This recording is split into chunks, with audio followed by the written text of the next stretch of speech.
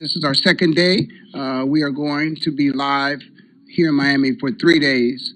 It is my pleasure to introduce a gentleman to some of you, and many of you may know if you've been paying attention to the Player Network event, because John's probably been here from the start. Yep, 20 years. John Harris is a gentleman who's worked with Guy Troop for in excess of 20 years, perhaps, maybe. Yeah, he brought me into the NFL to set up the education program back in 2001. Wow. And John has since left and started his own company, and that is AthLife. And John, why don't you tell everybody out there exactly what you guys do at AthLife? I know it, but why don't you share with them? Sure. First of all, thanks for having me. And AthLife is a career development education service provider for a lot of the pro sports leagues and unions. So we work with the NFLPA, the Trust, the NBA, Major League Soccer, WWE. So yeah, on any given day, we'll have between 600 and 650 athletes, both professional and post-professional, that we work with and helping them with their preparation for and their eventual transition to life after.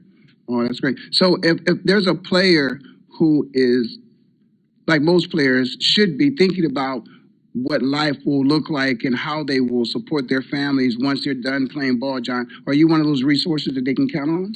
We are. So 100% of athletes will do something when they're done playing, right? Even Derek Jeter, everybody, if they don't have to, you still have to have purpose and you still want to do things. So our job is just, while they're active, to get them thinking about and doing things so they have a little bit of inventory. They have a little bit of an idea of what it is that they want to do.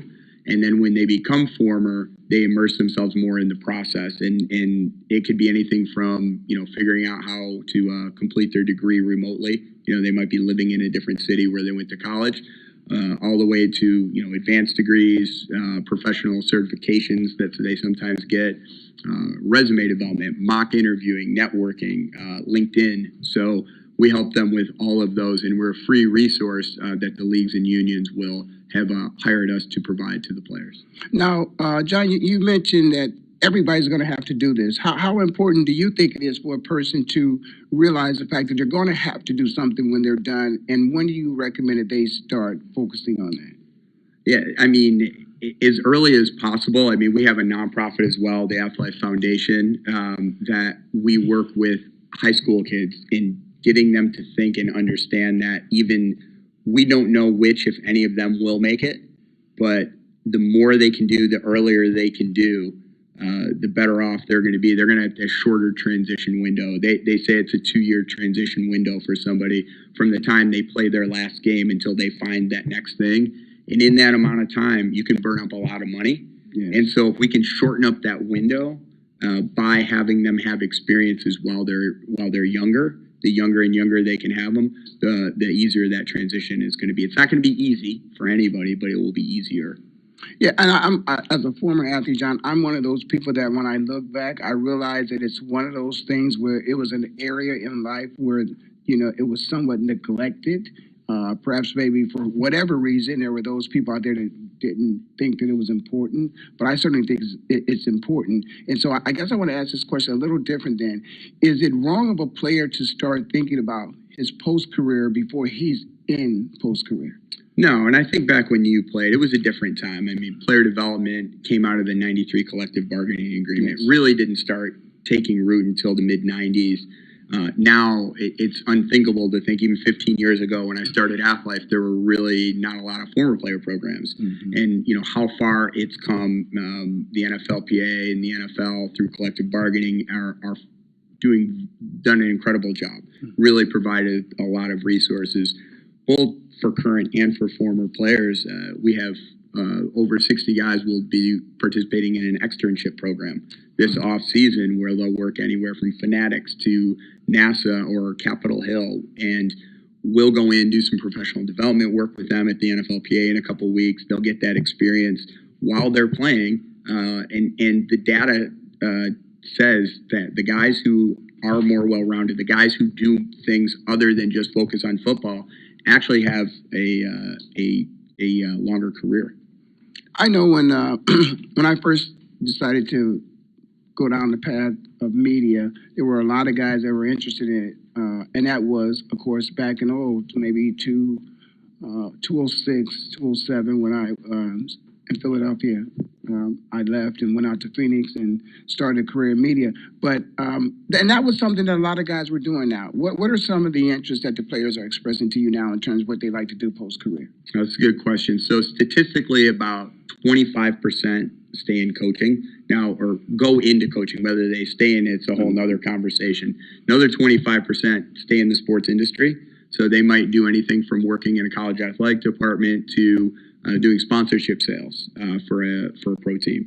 And then there's 50% that do anything from drive truck to work in construction to, we have some doctors and lawyers. So our job is to really help, for the guys who haven't really thought through that, help them kind of organize their thoughts around what it is they want to do and say, all right, if I'm going to do this, if I want to pursue this as a profession, what are the steps I need to take so I can get there? And then just kind of walk with them along the way through the process. And I think that's important because I feel that the early intervention that you can provide for an individual to help him or her go down that path of their career, I think then people can find themselves in a position where they can basically have a labor of love and not a job.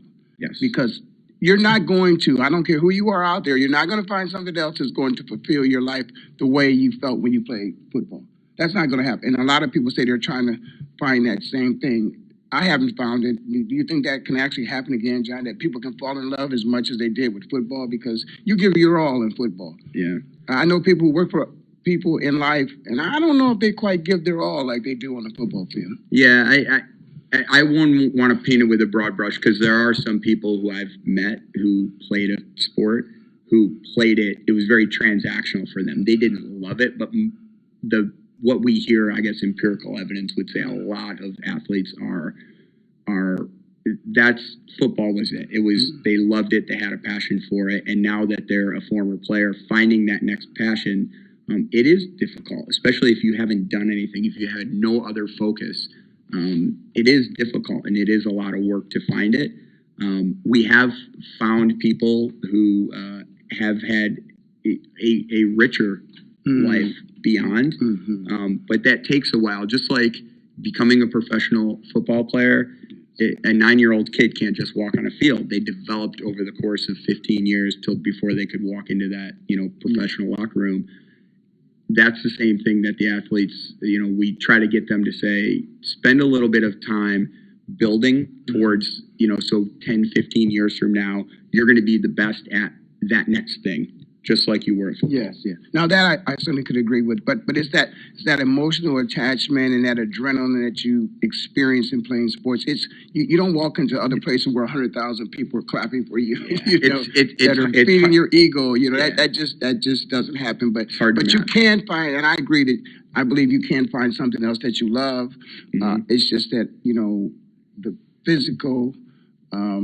The physical things that your body goes through, I don't know if there's anything else in life that people are doing where they're willing to do that to, for a profession, because we didn't know what we didn't know. And sometimes there's the after effects of playing football hasn't been very kind to a lot of players, but there have been some guys who've been able to walk away and we're very healthy and we're very happy and we appreciate people like you supporting us. So I want to thank you for coming today and coming for 20 years and being a part of this from the very beginning. And, just spending time helping players and understanding that they're more than just football players, that these are people that can contribute to society and have a lot more to contribute when their playing days are over. So thank you very much. No, thank you for having me. Yes. I couldn't have wrapped it better myself. Oh, well, thank you very much.